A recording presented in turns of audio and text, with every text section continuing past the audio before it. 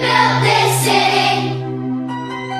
We built this city on clay and gold. We built this city.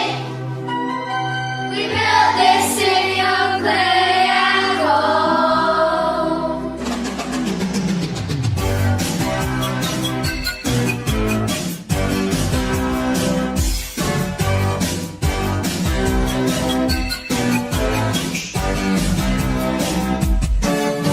Humble beginnings, it's where we all start. In the 18th century, we turned clay into art. Then came the 6,000. Do you recall them all?